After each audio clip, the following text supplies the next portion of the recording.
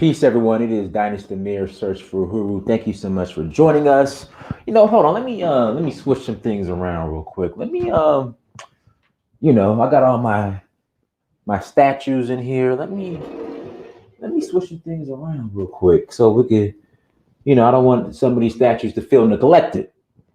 So let's go ahead and get you over here so you can be seen.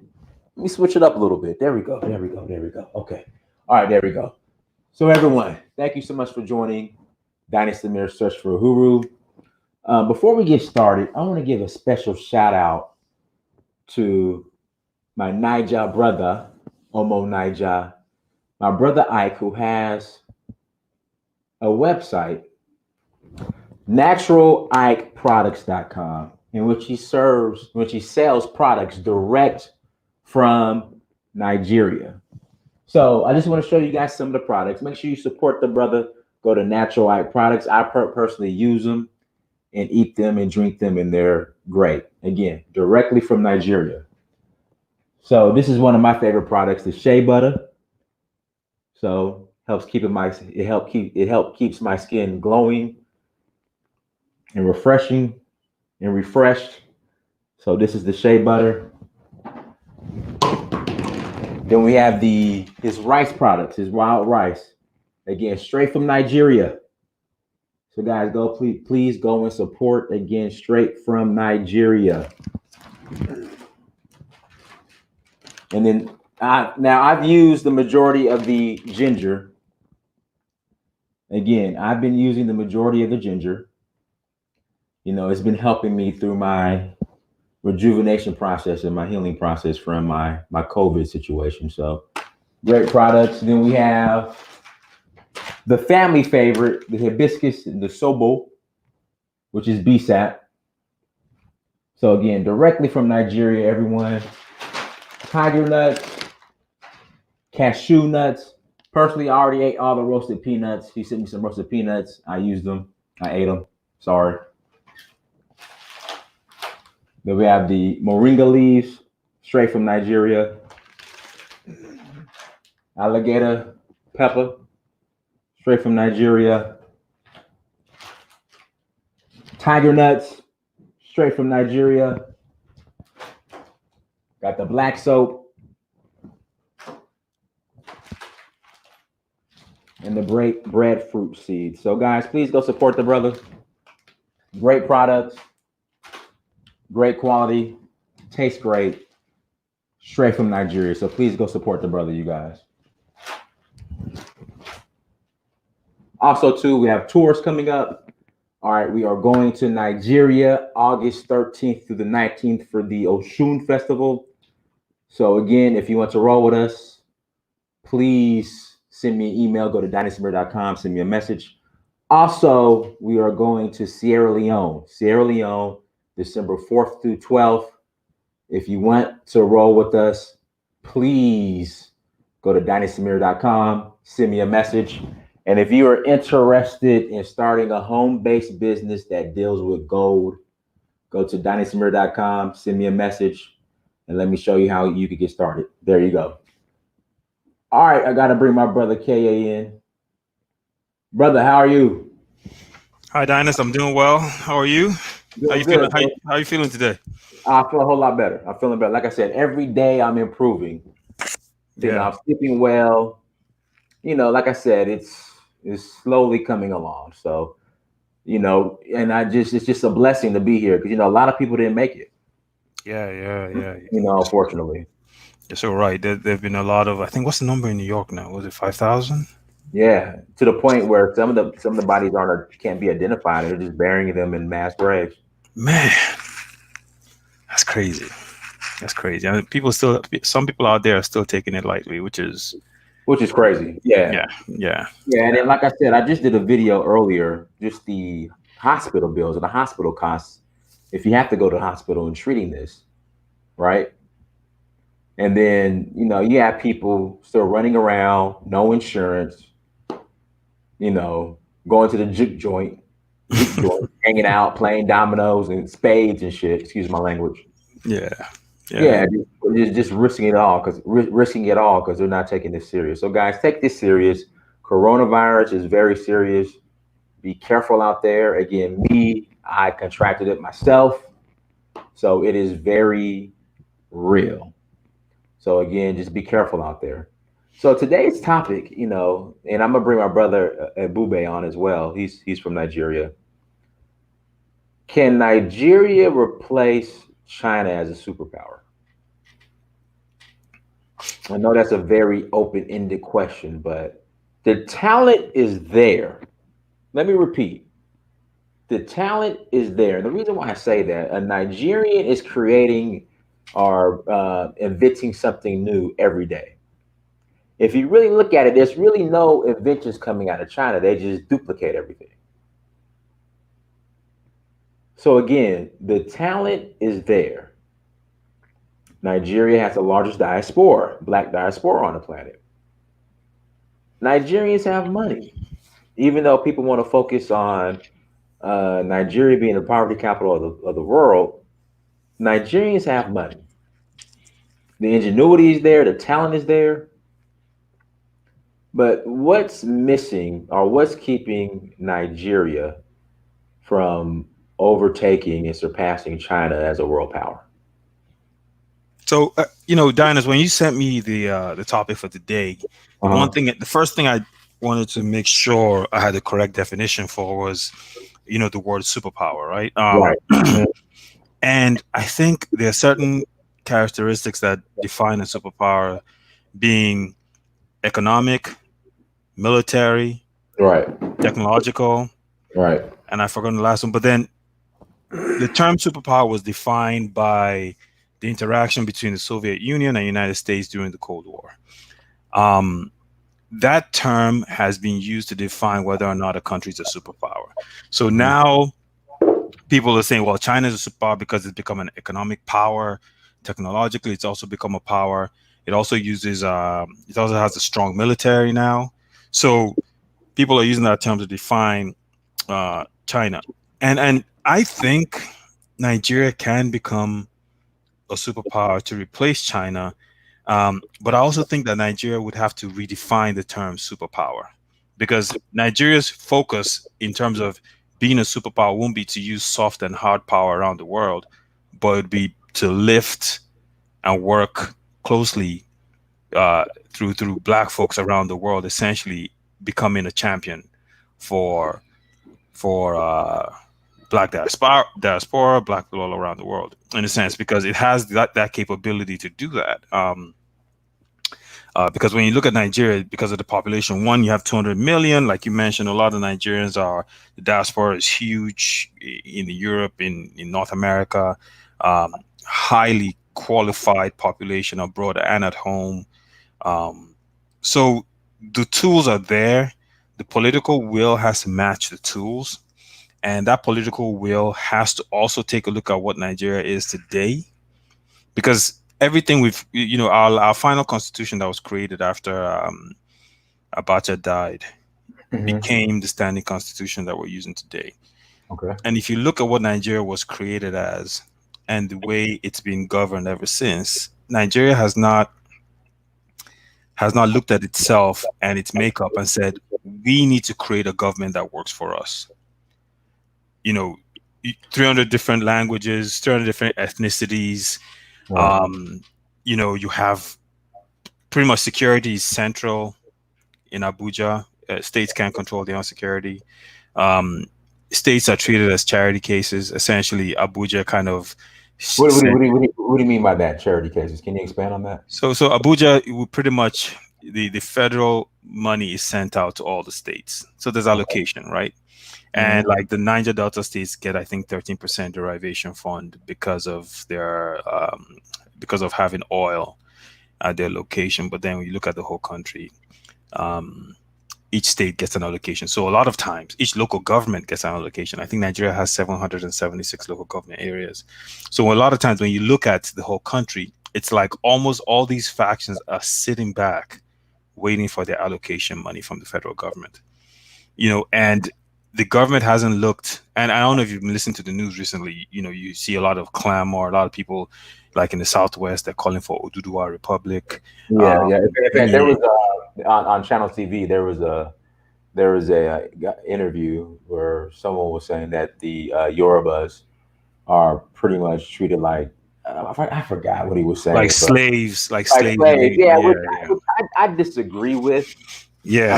unless unless I'm missing, you No, know. here's the thing: people in Nigeria tend to politicize tribal, ethnic differences, which is very dangerous because you might have a few incidents that happen, right?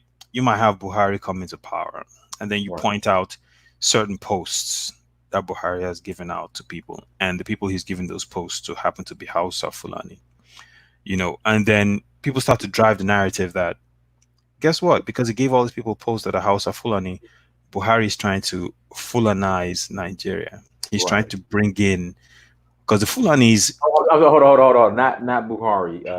Jubril from Sudan. Yes, Jibril from Sudan. There Where, you go. where Yeah. did this come? Where did this Jubril from Sudan come from? Like, It's okay. So people look at the Fulani in Nigeria and they say, Fulanis don't necessarily identify with a nation; they identify with being Fulani first. And right. then like the president of Senegal is Fulani. The Which, which president, is which is a great point. I think a lot of, especially and I could be wrong, and I don't want to start any tribal division, but correct? a lot of, I'm trying to word this the correct way.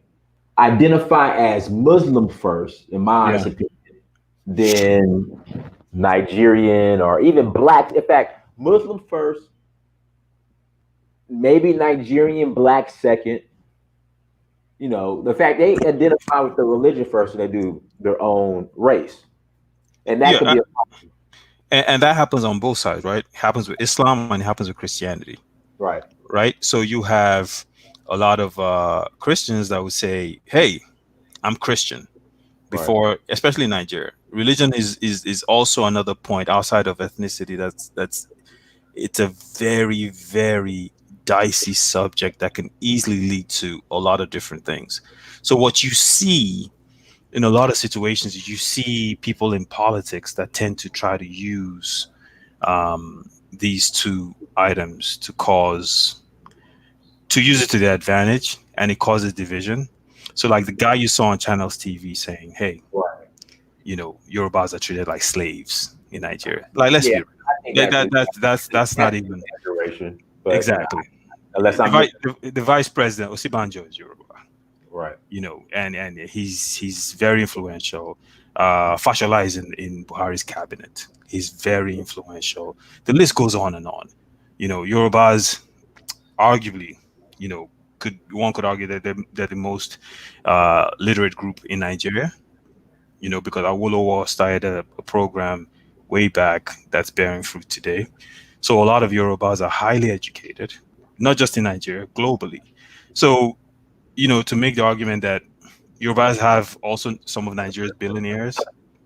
So you can't really make the argument that Yorubas are being treated like slaves. What you can make the argument about is if you don't like how Buhari is governing in one category or the next, you can make that argument that, listen, I don't like how he's governing here. And here's why. I think he's failing in education. Here's why. I think he's failing in healthcare, and this coronavirus is exacerbating the flaws in our healthcare system. Here's why. Those are valid arguments. To just base it solely on ethnicity in a country that went through a civil war where 1 million people died mm, is a very dangerous thing. And here's another thing. You don't want Nigeria to break up. If a war was to break out in Nigeria, where do all the refugees go? 200 million people. What happens? Plus, not to mention that Nigeria is this country that has so many different ethnicities. It's almost like a microcosm of all of Africa. If it fails, if that project fails, what does that say for the rest of the continent? That means we can't get along under any circumstances. Nigeria has to survive. And in terms of being a superpower, Nigeria can be a superpower. And I say that because people tend to look at developing nations say, they use the word third world, which I don't personally like, and Right. they say you're a third world country. I mean, You're it was crazy. It was crazy because this coronavirus pandemic, America's turning into a third world country. John, that's a fantastic point, right? And here's the irony in it, right? I like to use Cuba as an example. Mm-hmm. America's had embargoes on Cuba for how long now? Lord knows, right? Years. Cubans have run out of Cuba. They've always, hey, you touch U.S. soil, you're immediately given amnesty, right? Yet, Cuba handled and dealt with the coronavirus way better than the United States. Cuba is exporting doctors to Europe and to other countries to help them deal with their and this country has been under an embargo. So if Cuba can have one of the top medical facilities in the world with an embargo, Nigeria has no excuse.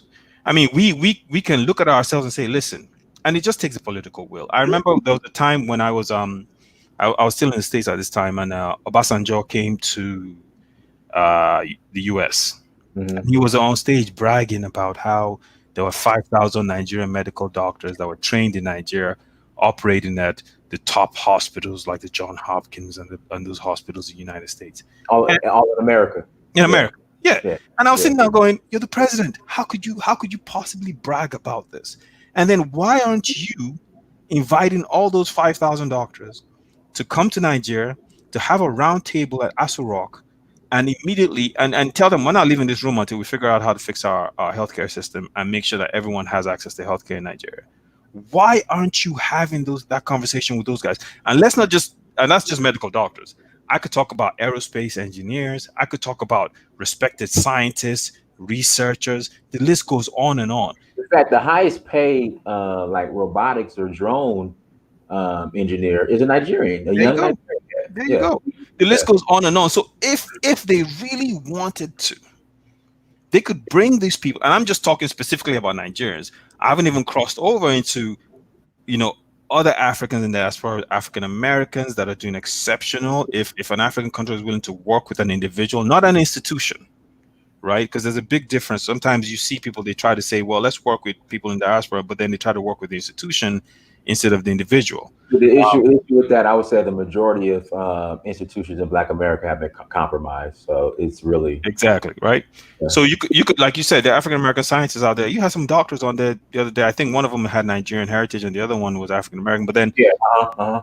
these are brothers that if an opportunity came up and the right person would say, hey, listen, we want to work with you to do X, Y, and Z, they'll be willing to do it. So the point I'm trying to make is Nigeria has the tools, like you mentioned earlier, to become the superpower economically, technologically, but then how it wields that power would have to be different because it can't try to use soft and hard power through military and through diplomacy the way it's being used in the world today. It would have to play a different role to try to uplift other countries in the African continent, because as much as Nigeria can say, well, I want to become a superpower, that power can only be as successful as how successful the other countries in Africa are. Absolutely. We have my brother Ebube on. Shout out to you, brother. It's been a minute. I'm out of the hospital. So Ebube Okoli, uh, are you from Delta State? You said? Are you from Delta State? I'm from Anambra State, Nanka. Anambra, yeah, right next door. Okay. You're from Delta? I'm from Delta, yeah. Okay. Where about in Delta? I'm from Patani in Delta, which is we're about maybe 30 minutes from Bayelsa and Port Harcourt, which is so it's southern Delta, which is predominantly Ijaw. But Anambra is right next door. Asaba is still Right across the bridge. Yeah, right across the bridge. That's my neighbor. Yeah. So we could have been from the same state. Almost. Ebube, anything you want to add? Anything you want to add to this conversation? Can Nigeria replace China? In fact, guys, before we even go there, if you're watching, if you have not hit that like button, please hit the like button again. Hit that like button. If you're not super chatting, if you're not cash apping, hit the like button, please. Also, too, no window shopping. All right. If you're watching this, hit the subscription button. Just go ahead and subscribe. All right. Don't window shop. Go ahead and subscribe. All right, Ebube. Can Nigeria replace China as the next superpower? Because I think this whole coronavirus fallout, a lot of people are going to be very eerie and hesitant on dealing with China, I think. So where can Nigeria use this opportunity to get it together, swoop in, and um, replace China, or start Right. or at least start the process? Okay, now let's look at it. With the term superpower, we have to be very careful because there's only one superpower on the planet at any given time. So China isn't the superpower, but they're a superpower contender. So we'll put them at that level. Superpower contender, them, potentially India, potentially Russia. Nations are a little bit further off, but China's the number one contender, but they're not the superpower yet.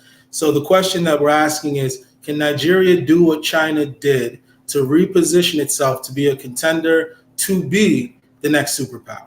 And the answer is yes, if we look at what China did. China was to Asia what Rome was to Europe, right? But the problem is when you reign supreme, you begin to believe your own hype. What happens is when you have a reigning culture, they begin to attribute their success to their culture or to themselves or to their race or to something within their culture that they attribute the advantage to. And that can be good in limited quantities, but when you believe too much of it and you believe that you're supreme, you become delusional. Because what happened is China had a good stretch of years where they really were one of the top powers on the planet, but in the 1700s, that's where they faltered because they were tested. Now, they were doing a lot of trade with Europe at the time, and Europe was buying a lot of fine china. And China, under the Qing administration, demanded that all trade with China be in silver. So China traded with Europe and obtained a lot of silver. And that triggered some European nations to have problems because all their silver was gone, especially the UK. So the British went to China and said, China, listen, you're going to take this opium, or what we call heroin today, and we're going to trade you this opium for silver. And so naturally, the silver went back to Europe and the opium went to China. And you know what that'll do to a nation when the nation is riddled with opium. So their economic industrial output went down until you had Emperor Doguan, and he basically destroyed all the heroin in the country, the heroin at the ports, and stopped the trade and the usage of heroin on a large scale level. Now, this, of course, really angered the British. And so the British sent 44 well-armed ships to China to say, hey, pay us what you owe us. And what happened was China said no, and the British were able to destroy the entire Chinese Navy with 44 well-armed ships. Now, that did two things. It cemented British Navy legacy and made everybody believe that the British Navy was not to be tested because all they needed was 44 ships. But that also did a second thing. It exposed how weak China was. So now nations are like animals. If they see that you're weak and they smell blood, they're coming in. So Portugal came in and took a port city. The U.S. came in. Russia took land from China that they still have. Japan came in on several times. And China and Japan still have a very special relationship from that. The Dutch, Netherlands, Germany, Italy, France, everybody went into China. It was a scramble for China. And so China went from being a nation where they believed they were number one till they had to accept the reality. If they were so great, why are they being dominated by so many nations? So now the Chinese delusion of superiority was fractured. And they did something correct. They started looking at the world for what it is. They said, we really thought that we were the number one, but 44 well-armed ships dislodged our position. So what they did is they started looking at geopolitics. And it wasn't until the 1940s where they started to get some breathing room because they saw that everybody who had invaded them was fighting themselves in Europe. It was called World War II. So now they were all fighting. So the Chinese used that to maneuver to get some space, to get all of those nations I just named off them in a similar way that all those nations came to Africa, right? So the Chinese now secured their territorial space. And they had a strict Soviet-style command economy. And so in 1978-79, after they moved out of the Mao Zedong era, they began a quasi less centralized, decentralized form of controlling their economy. Now, when we look at Nigeria, Nigeria also has a very centralized form of running the economy. Everything is typically under a minister. Now, in China, they had a similar model when they were following the strict Soviet style of economic governance. Now, the problem with that Well, I'll start with the positive. The positive is that the government can direct and really control the economy if everything goes perfect. That's the caveat. However, the problem with that is that I'll take farming, because farming was liberalized and they opened that sector up. That was the first sector that they learned their economic model of decentralization from, which is what Africa and Nigeria need to adhere to. Now, the Chinese realize that you can't take someone from the city who has a degree from Harvard or somewhere like that and make him in charge of farming. Yes, he's very smart, he's intellectual, but now you have him micromanaging farmers, and he might only know it in theory and not in practice. And so to an extent, they were killing by over-regulating and mal-regulating certain industries. There was no growth in industries that would have naturally taken off. For example, in China, like agriculture. So 78, 79, they liberalized and created a less strict style communist government. And they allowed farmers to now have open markets. And that created a lot of investment into farming in China. And the government regulated who could come in, they taxed, and they played a regulatory role, as opposed to, we're going to grow this much, it's going to sell for this price, and this is what we're doing, which essentially wasn't working in the decades prior. So now, once they did that, they used that model to say we don't have to micromanage everything from the center. All we have to do is just manage it from a high level, as opposed to getting into the nitty-gritties of the actual area. So they used that model and they liberalized several other parts to the point where Chinese people were allowed to open businesses. Now, what they also did is something very crucial. Now, remember, they had all those countries I just named and invade their territory, and to an extent take Hong Kong and Macau and different areas and appropriate it to the other nations. So they knew that they needed foreign investment, but they had to limit it because they didn't want what happened in the 1800s to repeat itself in the 1900s. So what they did is they created special economic zones. The first 4 were on the southern coast. Now, these were port towns where the foreign investments, they can come in with their materials, whatever they need to import, and they can take advantage of the high population, the highly skilled workforce that will produce a good product for less. Now, the Chinese didn't just go in there and just work with the mentality that they're going to be working for that foreign company. The Chinese would go in there, they would learn how to create the product, and within their culture, they're very good at replicating things. So now someone who works 4 years at the Nike factory will now figure out how to make a shoe, figure out what he needs to make a shoe, and then go off and start making shoes. They wouldn't have a Nike sign, and he'd realize it takes 30 cents to make these shoes, and he'd sell them for $2. Right. So now you started seeing them, that's a transfer of technology. Right. They're looking at what are these guys bringing, and if you can build a Mercedes, then you can build a Beamer.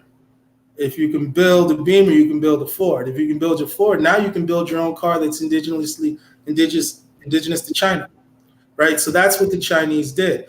And so they were able to pull 500 million people out of poverty. So now to say, can Nigeria replicate what China did to now become a contender to become a superpower? Well, the answer is yes, but of course, we're in a very similar situation to China in regards to how Nigeria manages the economy. Nigeria manages the economy in a very centralized form. And so to an extent, there's over-regulations in industries that should naturally be flourishing.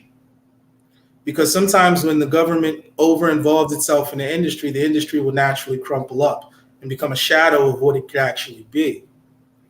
Now, we have centralization. The over-centralization is a common theme in a lot of different areas of governance. But given Nigeria's history and current political realities, it's going to be interesting to navigate the water of decentralization, because that's a very politically hot word.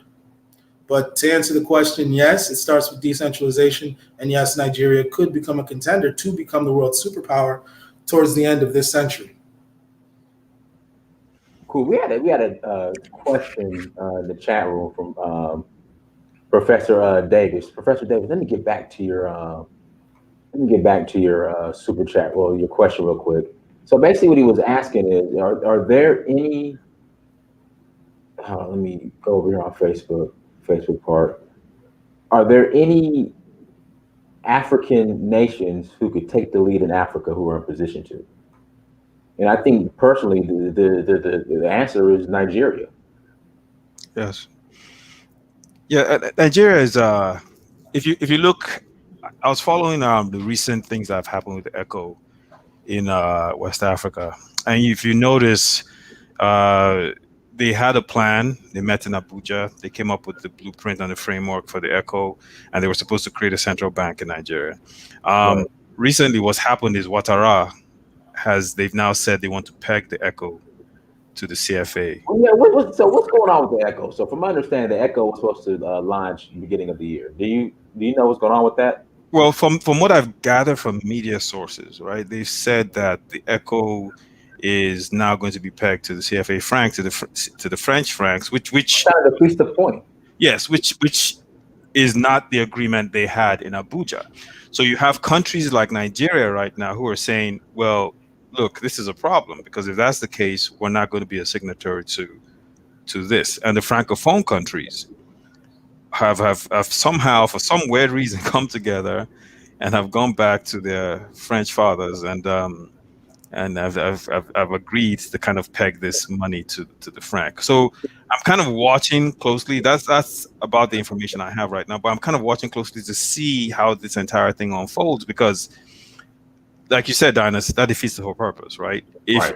If you are going to do this, you can either one use a similar structure to what Gaddafi was proposing, which is to peg it to African gold, to West African gold in this case, or you find a way to then say we're weaning ourselves off the CFA franc and then go back and peg the new currency you have to that currency. It defeats the purpose. But to answer the professor's question, yes, Nigeria can be and has been a leader in Africa in terms of the economy, military wise, definitely. ECOMOG was made up primarily of Nigerians that went into Liberia. Nigeria played a role during apartheid in sending money, in sending in military assistance. Desmond Right. Tutu spent time in Nigeria. Nigeria boycotted after we won the African Cup of Nations. The next version was supposed to be defended by us, and we said we weren't going because of apartheid. So Nigeria has clearly shown through its actions that it is a leader on the continent. Right. Now the question then becomes: Nigeria has to look at itself. You know how people say you look at yourself in the mirror and really see what you are. Nigeria became a construct under the British and formed without taking into consideration the makeup of Nigeria. Nigeria is is made up of multiple city states under one umbrella. Right. Yet it's forced to be governed as a whole country under one umbrella. So the government of Nigeria essentially, and you're seeing these factions break up, right? I'm from the Niger Delta. Clearly, there was a time when they were calling for secession from Nigeria after Saruwa got killed, and you're seeing the Igbos had their time in during the Biafra time, and now you're seeing it with the Southwest. And these things keep coming up because a lot of these regions feel they don't have self-determination. Decisions are made for them in Abuja, decisions are doled out to them, and they can't control their own destiny. You hear this a lot, right? So the Nigerian government has to come up with a way to govern the country and use incentives, financial incentives as well as others, for every local government area in the country to be more productive. I'll give you an example, Dinas. Ebube is from Anambra. Mhm. People have talked about dredging of the Niger River to create a port system in Anambra. Anambra State has some of the millionaire traders in Nigeria. It's a well-known fact, right? Lots of guys there that make a lot of money just from trading in Nigeria. Some of their money, believe it or not, Dinas, is unaccounted for. That means if they actually accounted for some of the traders in the Southeast, you'll be shocked the amount of money people who believe will see is in Nigeria. So I honestly think we're dealing with Africans in general. Like when they do the Forbes billionaire list, yeah, I think a lot of the money is a ton of the money is accounted for. yeah, yeah, It is over there. Like you can't account for all of it. So yeah, I think that's just across the board in Africa in general. correct. Now, having said that, can you imagine what would happen if the federal government came up with an incentive and said, hey, for every area that has production past a certain threshold or does we give an incentive to that particular area in terms of financial or whatever the case may be, you would see different regions in Nigeria try to outproduce themselves. And that in itself will drive the economy to a whole new level. And the other point I was making about dredging of the Niger River is in that area, Anambra, Delta, you have Warri, you have Burutu, you have Brass in Bayelsa, you have access to deep sea ports. Deep sea ports that can be built and roads can be built from Nigeria all the way through Niger Republic and Chad. I'm talking about hundreds of billions of dollars that the country could generate just off that. And I always tell when I go to Niger, I always tell my brother, I'm like, listen, our strength isn't oil. Our strength is the coastline. We are right there at the coast of Nigeria. We have access to deep sea ports all over from Delta all the way to Cross River State. So if you start to look at all these things, there are trillions of dollars. I don't know if you remember when Russia came to Nigeria and they tried to create the whole Gas project through Gazprom that caused a big controversy, and people were saying it sounds like, niggers. And so, but what they were trying to do, what the Russians realized is they controlled the natural gas that flows into Europe from Russia. They realized that Nigeria has an abundance of natural gas. If they were able to build a pipeline through the Sahara, they could control natural gas going into Europe from Nigeria. Dynasty, if that is done, Nigeria almost becomes a superpower, almost by default, because now we're controlling. So what's the problem? Like, what's the issue? It's like I don't want to overcomplicate it because it's really simple. But with all this Nigerian ingenuity, what's the problem? Hey, people, do you want to take that one? I wanted to add something on to the professor's question. I believe he asked which country on the continent could become a superpower. Was that the question that he asked? I think the question is what. In fact, he just asked another question. Hold on, Professor Davis. Shout out to Professor Davis, everybody. What role, if any, does the Black diaspora play in African development? Is your guest familiar with the Vaughn family? Are you guys familiar with the Vaughn family in Nigeria? You know what? I learned about the Vaughn family on your show, Dynasty. Okay. Yeah. So that was really, it opened my eyes because I was like, wow, But yes, I'm familiar.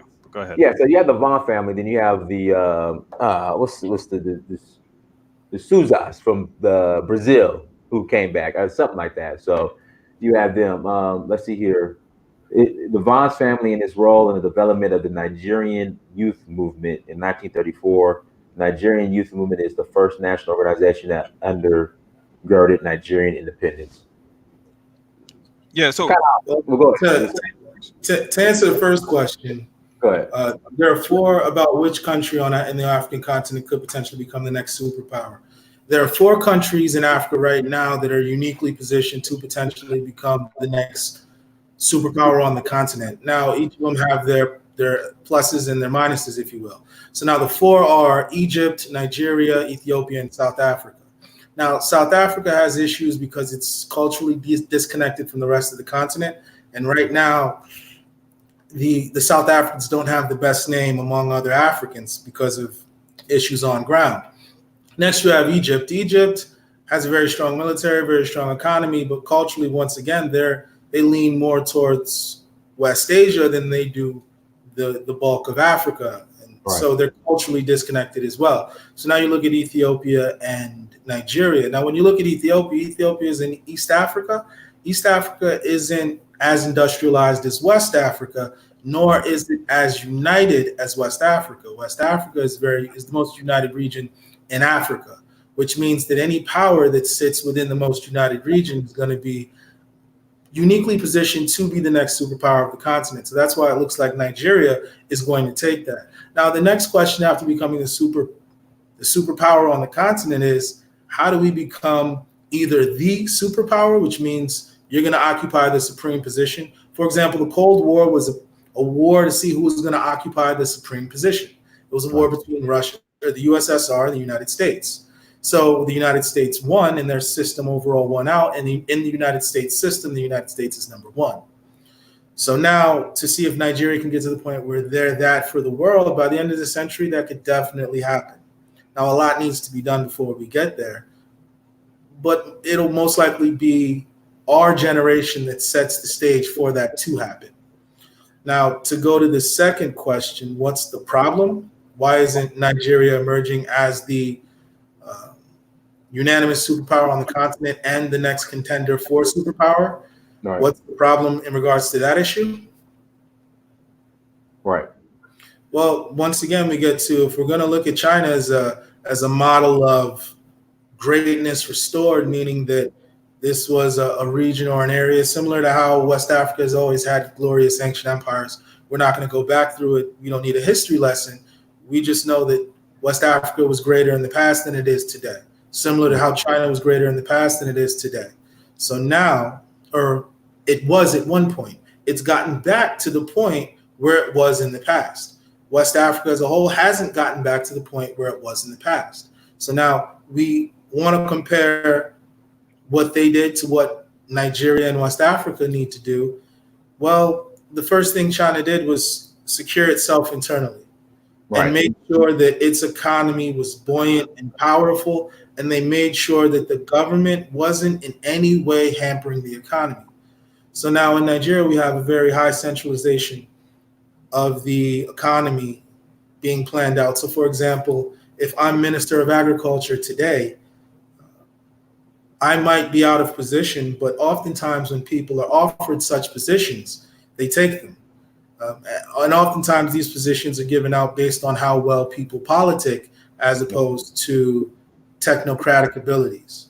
So now let's say I'm a good politician and I can talk my way into things and I know how to navigate and get power. I can become any position in government. Now, that doesn't mean that I'm substantively qualified. I'm procedurally qualified, meaning I know how to get that position. Now, whether or not I'm qualified to sit where I sit is another thing. And that's one thing China has essentially done away with. When they have a civil servant in China, that person is really, for the most part, not 100%, but for the most part, focused on their job. And they put square pegs and square holes. So we in Nigeria need to decouple or remove ourselves from the ideologies that we allow someone who isn't really of that industry or really qualified, the best brain in that industry, to be the captain of that industry for the nation. Right. So what we need to, or we need to just decentralize. Stop having the federal government, stop putting so many things in the exclusive list of the federal government. Now, the exclusive list in Nigeria, for those who don't know, it means that states have certain powers and the federal government has certain powers. In the United States, it's like the supremacy clause. So in Nigeria, for example, power generation, mining of certain materials, aviation, so many industries are under the federal government. And someone who's lived in Sokoto and the furthest south he's been is Abuja, and he might be Minister of Petroleum, and he's never seen an oil well in his life. That's not a good thing, but that's a common thing in Nigeria. Or you take someone from a landlocked state and they're now in charge of waterways and different things of that nature. Now, sometimes that works out and sometimes it doesn't. But if, for example, we have a commission on desertification and how to stop it, and you bring someone from a state like mine that is in a certain climatic belt that's not the Sahel, that might not be a good fit because I've never really been to the desert or the Sahel in that capacity. So what we need is we need to decentralize a lot of the functions of the government and put those functions into very capable hands. That's what the Chinese began to do in 1978, 79, that really saw their economy explode. And Nigeria is a time bomb of economic development. We just need to make sure that the Nigerians are actually controlling the development, because what happens oftentimes is other nations and groups and firms see the benefit of Nigeria before Nigerians, and they're able to exploit Nigeria more than Nigerians, and that shouldn't be the case. Nigerians should be first in line to be able to reap the benefits from their country instead of foreigners. Now, the third question. You really shot them out there. But the third question is in regards to the Black diaspora. What's their position? Ideally, in the perfect world, anytime a foreigner, quote unquote, is getting business in Nigeria, that foreigner should be a Black American. Because you go to Nigeria, anytime I go to Abuja or Lagos, half the plane are people from other cultures. and you wonder, am I going to the Netherlands or am I going to Lagos? And so you may ask the person next to you, hey, do you go to Nigeria often? And they're talking to you like they're going back home. Yeah. When they get there, they're living a good life because you know exactly how they're living. So it would be better if African Americans wholesale or in a critical mass started taking advantage of some of the positions that other foreigners are taking advantage, because it would be a very good position for them to occupy. So ideally, that's the position that African Americans from the United States should and could occupy.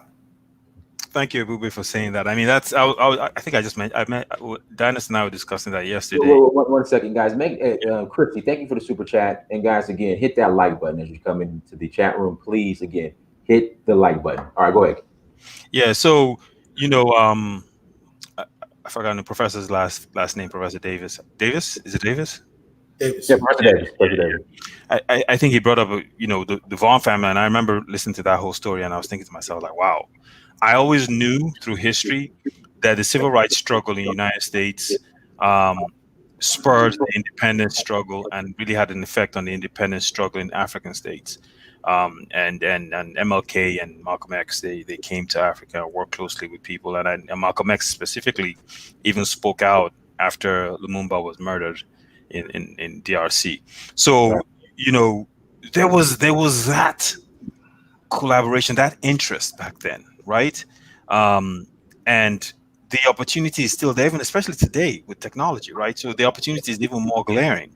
And like Abube said, Nigerians, a lot of Nigerians will say, if an African American businessman came in with money, say, listen, I want to work with Nigerians through the local content structure and build something in Nigeria in whatever field it may be, they'll be very open to that. So what I don't understand, and I think I mentioned this to Dinus yesterday, is, there needs to be something that needs to be done to have more African Americans, come to Nigeria or the African countries for that matter, and bid and seriously try to do business in those countries. Because right now, they're not doing the business. And like he said, the Netherlands, the Indians, matter of fact, before I came on this show, I went on to, the United Nations site, and I looked up Nigeria's import-export metrics and who we actually export to the most, and and I saw countries like India, imports 21% comes from China, and I'm looking, and I saw US was 10% import, but I can almost guarantee you that 10% is not coming from Africans in diaspora in the United States. So you look at that situation and you're like, listen, there's a lot of money on the table that African Americans are letting walk away, and there are more opportunities globally. They need to stop looking solely within the borders of the United States for opportunities, and look elsewhere. And that's the problem. Like, the majority of African Americans don't see outside of America. Like I said, they hate America, but they love America at the same time. Like with this whole coronavirus situation, I mean, literally, you can't get a passport. Like, literally, you can't get a passport right now. You can't leave the country. But when everything opens back up, I mean, okay, consider Africa as a second option. A lot of them are going to say no. They'd rather just fight it out and tough it out here. Well, do you think the year of return improves that situation? That was, and I told people, year of return, the Black Panther movie, Coming to America, it pretty much is all the same. It's just a fad. That's all it was. It's a fad. It was just a time to, okay, where are we going to party? Well, we're not going to party in Jamaica this year, but they got this year return thing in Ghana. Let's go party in Ghana. That's all it was. It was a big party. Black Panther, people were like, oh man, when Black Panther comes out, Black folks going to connect to the roots. No, it was just an opportunity to play dress up and go see a movie. Yeah. Same thing will come to America. That's just the problem. Everything is just so surface level. It's just surface level. And that's the problem, because again, until unfortunately the leaders of the Black community really start speaking on opportunities in Africa, it's not going to happen. It doesn't necessarily have to come from the leaders. It just has to be inculcated into the culture, right? So now, when something's inculcated, the issue with Black America is we are a group that follows. Yeah, but it depends on what you're following. So, for example, there's from the bottom up and from the top down. In Black society, a dance can start in Compton and be known in Brooklyn within a week, right? For example, social media. Enough people do it, enough people see it, enough people start doing it. That's bottom up, which means that it kind of came from the grassroots, as other people call it. Or it can come from the top down. Now, top down isn't always successful because now the younger generation of Black people aren't necessarily looking to one particular leader. They're kind of just looking to the general masses of Black people to see the direction of where they're moving.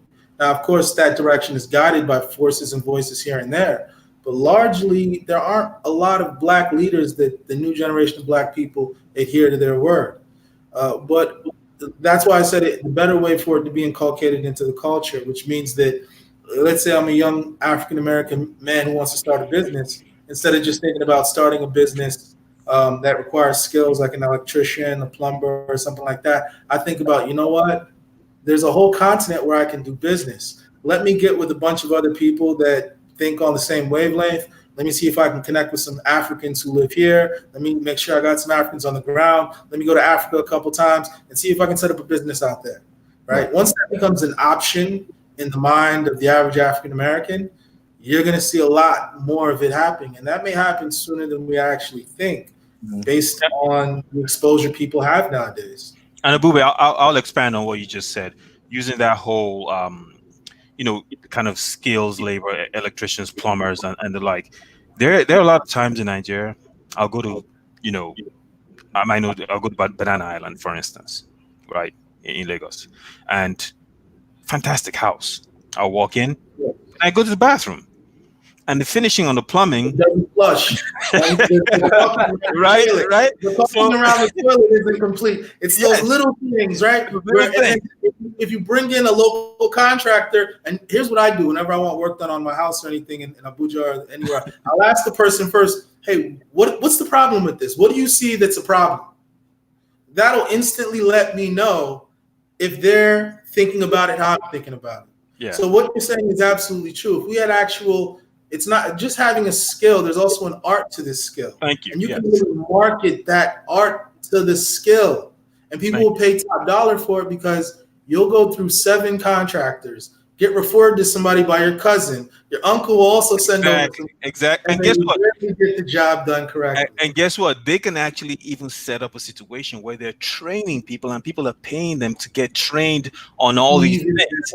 And I've met several African Americans, so many, who are experts, electricians, plumbers, roofers. They tile work. They know this stuff like the back of their hand. They're exceptional. Landscape. Come on, you and I know, Ebube, how many landscaping. You know what? I actually have a landscaping company. When I was serving as a youth corps member, I got involved with NServe, which is NServe Nigeria, landscaping, waste removal, because you come to a point, you say, man, this place can be so beautiful. Exactly. If you got rid of the rubbish, planted a couple palm trees and a couple rose bushes, this would be amazing. That's what I'm saying. And if you go to Florida, I have friends in Florida, regular guys who own landscaping companies, and they go to some expensive zip codes and make tons of money. So I'm thinking to myself, when I go to Nigeria, I see expensive homes, but then the grass outside is not properly scaped. You're looking at it like you guys already did the heavy lifting. You have a mansion here. Correct. Just scape the place. Just scape the place. Yeah. So Dinah's those things. And that's why yesterday, I know part of it is my naivete as well, but I know, like I was mentioning, the Congressional Black Caucus and those guys, because those guys are Congress people, right? I know, Dinah, I know. But those guys are Congress people. Hold on, let me stop you at the Congressional Black Caucus.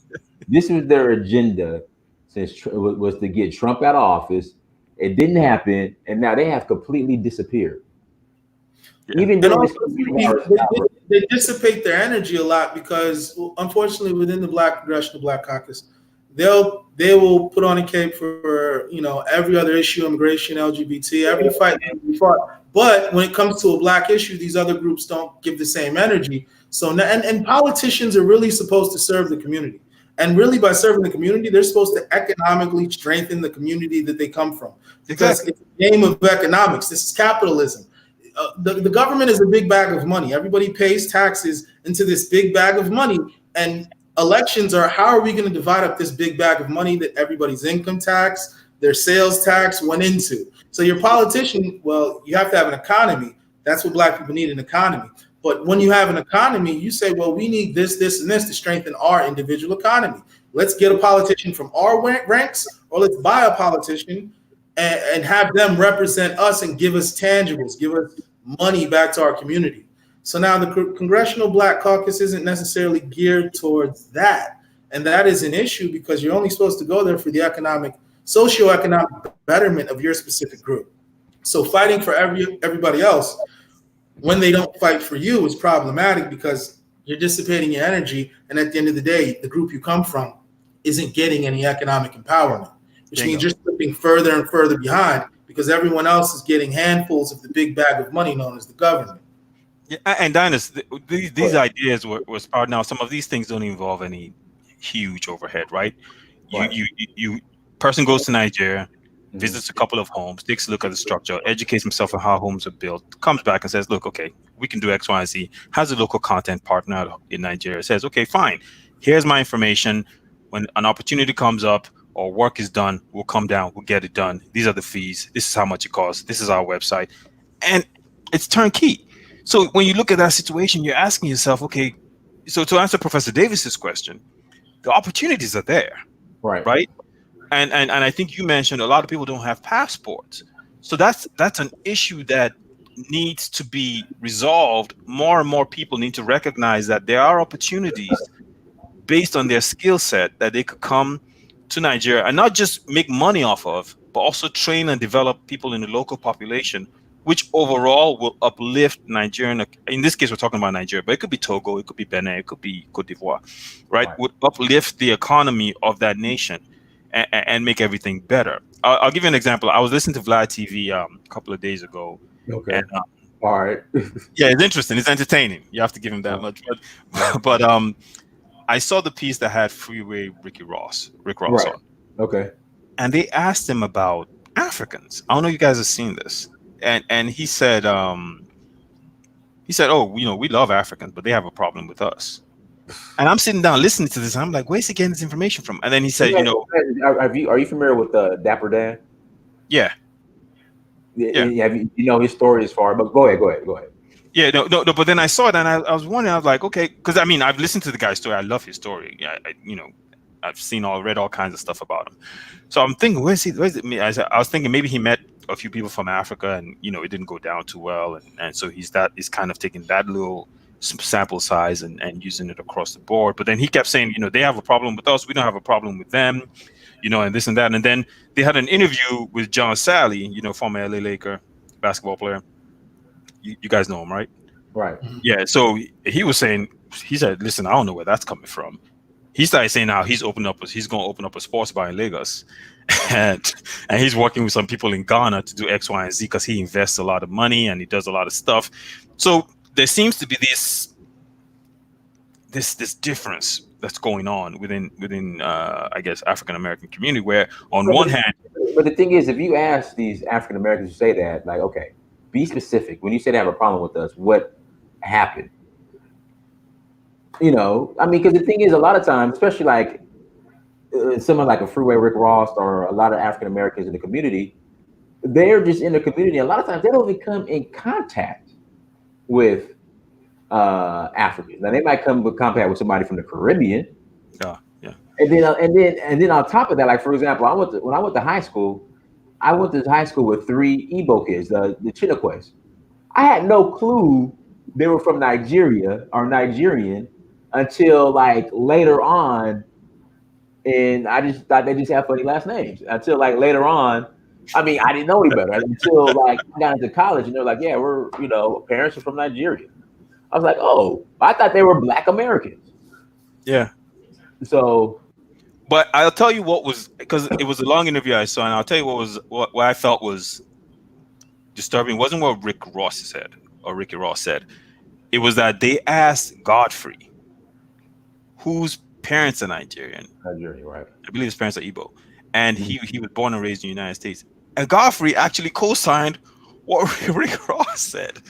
And Godfrey was like, he's a comedian. So he was like, oh, yeah, my parents said all the time, oh, don't mess with these, people and this. And I'm like, Gosh, come on, man. Like, I'm listening to this and I'm thinking to myself, you're not helping the situation, brother. Like, Well, we also have some Nigerians or Africans in the diaspora who go out of their way to actively avoid and undermine Black Americans, yeah, which there is that, and then you do have African Americans who sometimes they feel threatened. For example, in the professional realm, Mhm. in the early '90s, Nigerian immigrants were to an extent shunned when they worked at certain HBCUs from administration and different things like that, which is also not right. And so there's slight pushback on both sides, which really needs to go away because at the end of the day, it's a team sport. We're looked at as the same people. It's not as Right. if other groups look at us and really make a differentiation unless it's to exploit us. right, So yeah, they'll make a differentiation. Treat this group better. Treat this group worse. This group thinks they're better than this group. This group thinks that this group thinks they're better than this group. And so now, before you have it, they're at each other's throats, which is unfortunate. correct. Because And the sorry, reason go we ahead. got colonized is because they fractured Africa into a Correct. bunch of little groups, and they made us fight each other, and they just came in with superior weapons and defeated the winner. So Yeah. anytime we see that pattern, we should take a step back and say, wait a minute, who's dividing us? Is it us or is it something external? Yeah, and I think those are, and I highlight those things, Dinus, to highlight some of the challenges that I think exist, and the hurdles that need to be scaled for more people. But one thing I've realized is when you speak to people's economic interests, it always sparks their attention, and they realize like, oh, okay. So I think a lot of these guys, if you listen, there's business opportunity, there's money on the table. Uh, you guys are leaving money on the table. There's something you actively need to take a look at. A lot of times, it usually changes their mind. Um, so, and again, I say all this just to address the professor's question as to what role can uh, African Americans play. That's from the economic angle. I think also from the cultural angle, it's some of what you're doing right now, Dinus, which is you're traveling to Africa. You have tons of content. You are interacting with so many people from the continent, from so many different places. You've extremely made yourself knowledgeable. I think at this point you could host your own university class if you wanted to. You know what's funny? I'm gonna tell you what's funny. Like my friends and my family members who are high school teachers, they're coming to me for content when it comes to Africa. Yeah, To teach their yeah. students. Like my cousin, she reached out to me the other day. She was like, "Hey, I got to teach a class on Africa. I'm gonna Zoom you in, and we're gonna do a Zoom conference. And I want you to talk to my kids." I was like, "All right, no problem." Hey, you need to start charging them, man. Nah, I can't. It's like my I know. You know, I'll hey get Dennis, in ancient Africa, the position of teacher was actually one of the highest positions you can have in society, the right. position of a teacher. So you should never take that for granted that somebody's asking you to teach. That's the highest Yeah. honor. Yeah, that's commendable. And that's what I'm saying. Like I've seen tons of your stuff, and I think culturally you're bridging that gap. Mhm. And look, it's going to, there's still some work to be done clearly, but I think we're getting to a point now. It's kind of like what Abube said, right? We need to rise above some of these pettiness where people Yeah. start to try to say, and say, listen, there's a huge opportunity here. You know what? A lot of times I read the Marshall Plan and I read a lot of stuff about post Second World War, Mhm. and I laugh because these white folks put everything aside, Everything. everything aside, and said, we're going to create a global economy. This is what we're going to do. This is how it's going to be. And they were able to set themselves up for the next Lord knows how many years, which made them the world's dominant economies in the world today. They set up a banking system. They set up everything, right? And they said we're going to make a lot of money, and they have. So we need to look at the situation we're faced with and say, look, at the end of the day, we need to create a system that works. It could be Nigeria, it could be anywhere else, but at the end of the day, there's an opportunity here. And the one thing we have in common is our shared history in what we've all been through. So there is an opportunity, and I think diaspora on the continents, Caribbean, Africans who are born and raised in Europe, wherever they may be, there is an opportunity to kind of work together and bring, the best opportunities to each other. All right, Obsidian. I'm going to send you the link so you can ask your question. Um, and like I said, we'll take a couple questions that we'll close out. Obsidian, I'm about to email you right now the link so you can ask your question. Let's see here. Obsidian. Hey. And guys, everyone, thank you so much for joining us and participating. Make sure you hit that like button again, and please subscribe. And shout out to Thought Crimes. I know a lot of you guys came over from Thought Crimes page. Shout out to Thought Crimes for giving me a shout out. I really appreciate that. What's my Cash App? I'll put it right here in the chat room.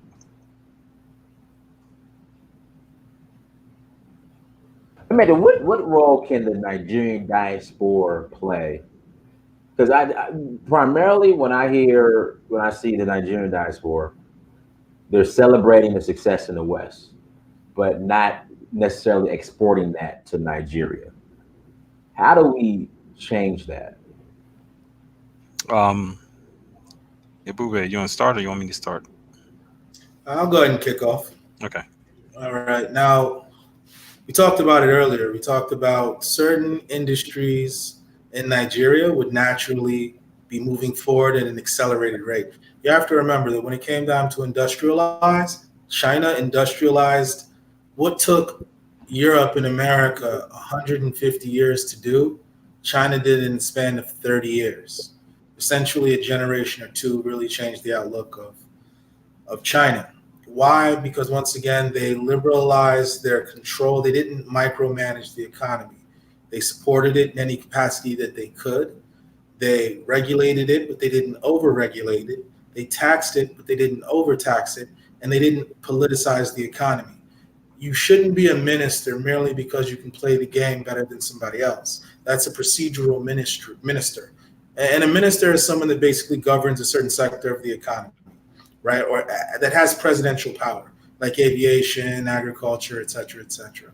Minister for power, different things of that nature. So now the Chinese didn't play politics with their civil service. They had technocrats go there. So now once Nigeria is able to put themselves in a position where these positions are no longer politicized, they're not overregulated, they're not overtaxed, they're not over centralized, you're going to see industries really explode in Nigeria over the course of 5 to 7 years. Now, China was able to do in 30 years what it took the West 50 years. Nigeria should be able to do in 10 years what took China 30 years. And 10 years is even a long period of time because China did it 80% faster than what the West did because they already had the blueprint. It's like when you see something happen, you can recreate it because you saw it happen. So now Nigeria has seen China's economic miracle. Nigeria, if they properly follow those steps, can have their own economic miracle in less than 10 years. But once again, it starts with decentralization, which is what China did in 1978 and 79 after Mao Zedong slipped out of power and that strict Soviet style of micromanagement was lifted. If Nigeria engages in that today, 2030 will be a very different Nigeria. Yeah, and I have to concur. I agree with him, especially with the part of decentralization. I think the Nigerian diaspora, a lot of people I know, and I could just speak through anecdotal evidence and things people I've dealt with. First of all, a lot of them send money back to Nigeria. I don't know whether or not we're counting that, but that's billions of dollars. It aggregates into billions of dollars being sent back to Nigeria. But then a lot of them, it comes down to the mentality aspect. Different people left Nigeria under different circumstances. And some people have more, it's more personal. Yeah. Not I too they hate Nigeria. Yeah. Some people it's more personal. Listen, Dennis, I know people personally I've had conversations with. I'm like, they're like, oh, you're going back home again next month? And I'm like, yeah. I'm like, yeah. They're like, what you go to that place for? I'm like, listen, I'm running a project that my guy, why are you wasting your time? Yeah. I think they worry you. Well, but those and I always say to them, like, listen, I can't force you to change your mind, right? Some of them say statements in public. Like, listen, I've turned up my green passport. Are you serious?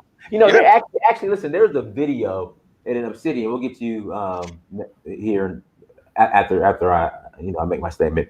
There was a guy who burnt his passport, Hmm. burnt his green passport on YouTube, like on live. He live streamed burning his green Yeah, passport. yeah. I don't understand, like why.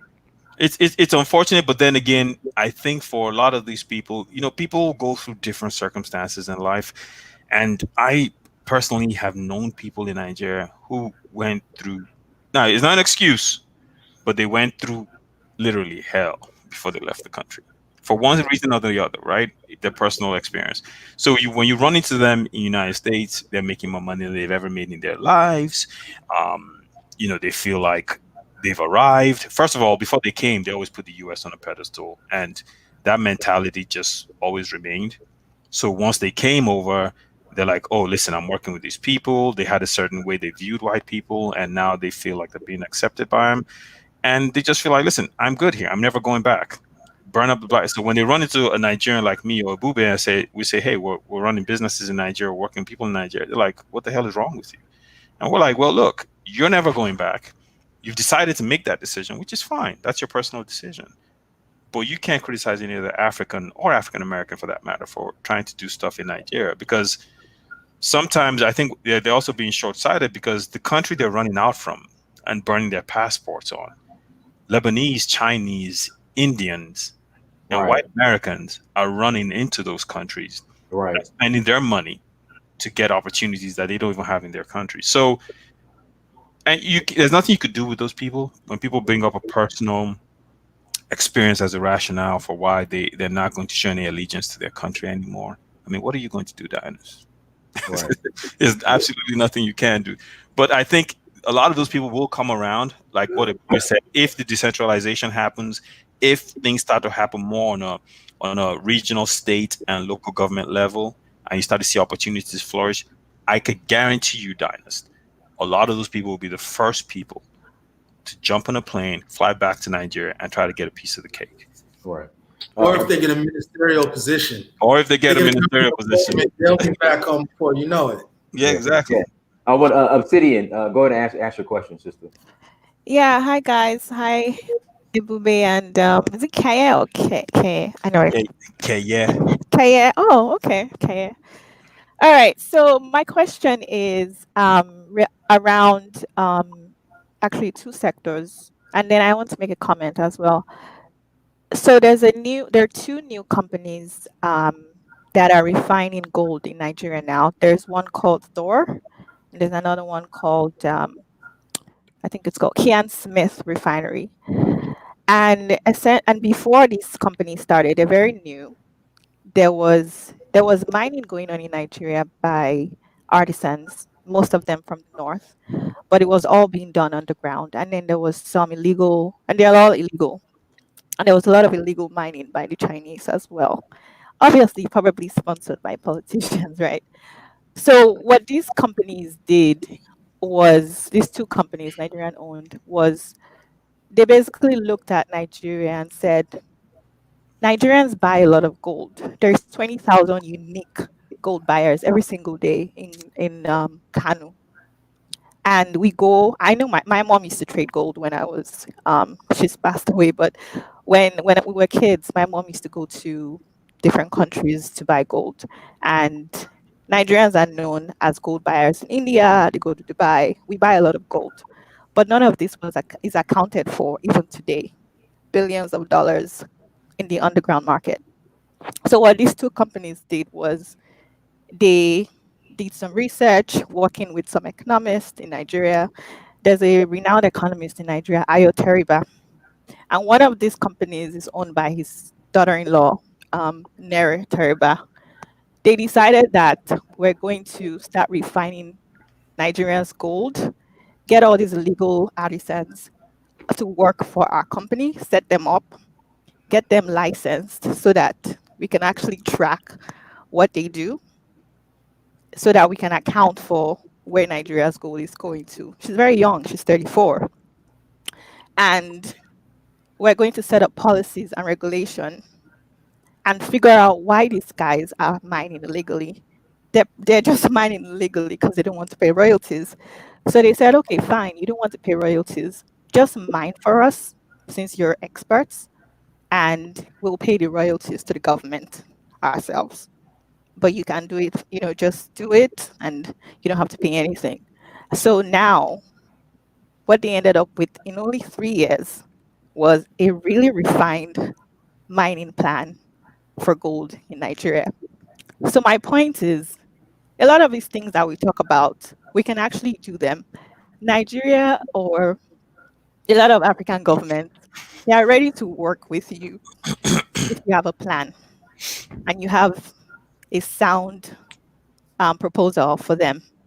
They see what they can gain out of it, they will work with you.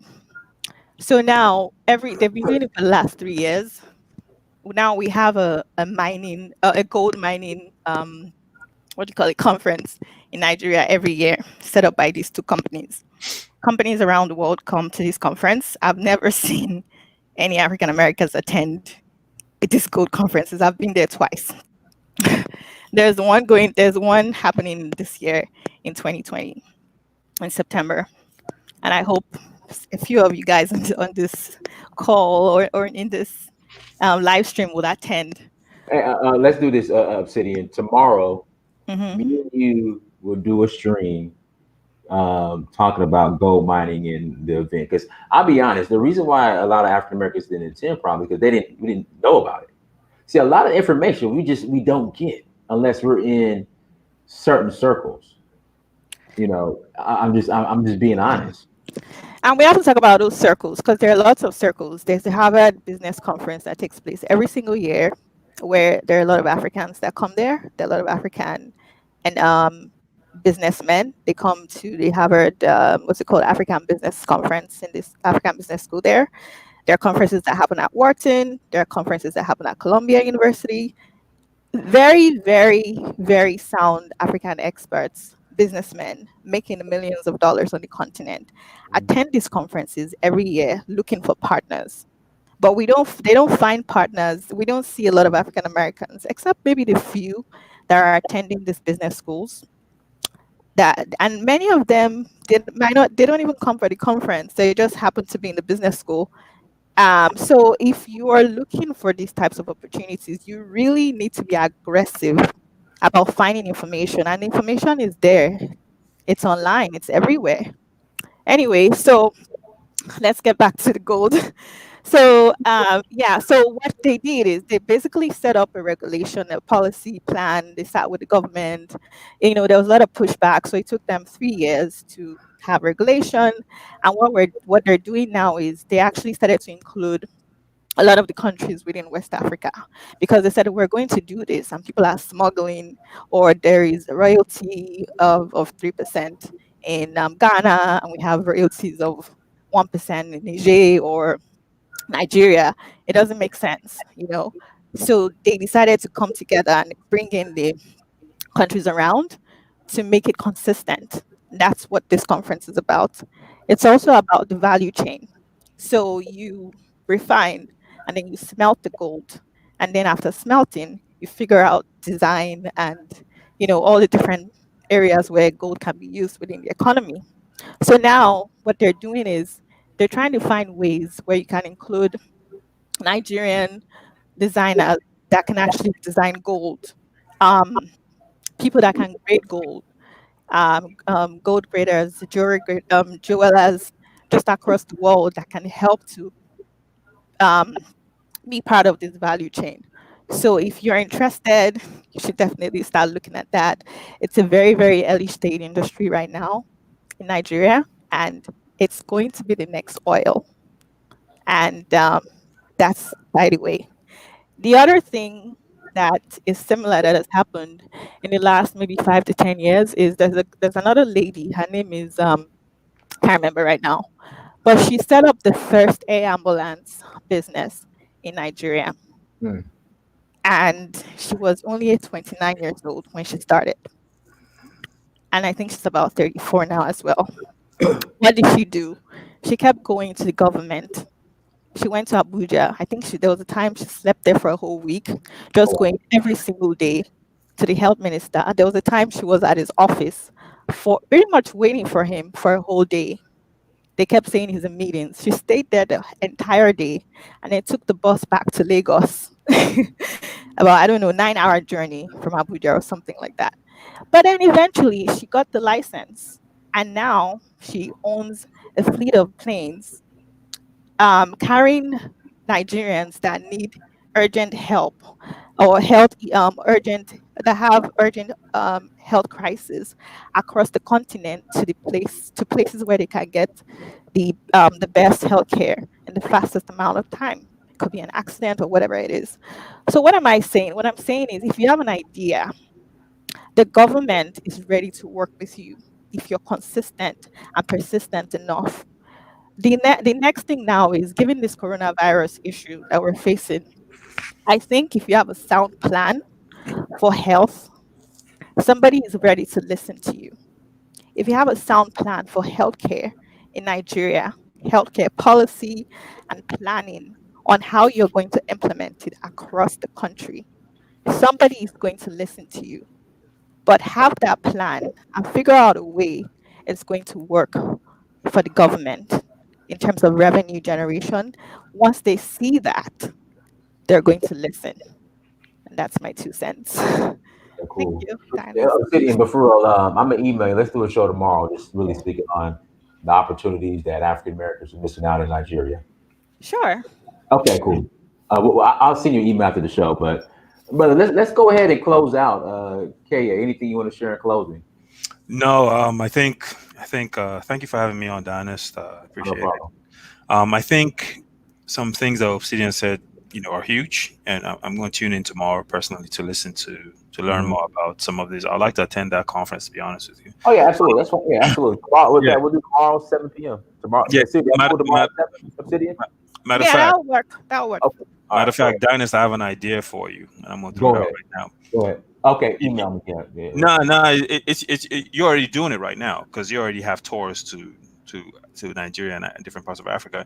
If you Mhm. could somehow tie in your tours into Mhm. the conference and the business opportunities, I think you might get more people to actually jump on board with that. Um, Okay. yeah, Obsidian, I think you bring up a lot of good points. I mentioned this yesterday on Dana's show. I think a couple of years ago, or I think a year or two ago, there were Chinese people coming into Nigeria. Actually, some of them are bandits and actually mafia types in Zamfara Mm-hmm. who were stealing gold. Yeah. Um, and it was a big problem. I also know they found gold in Osun State.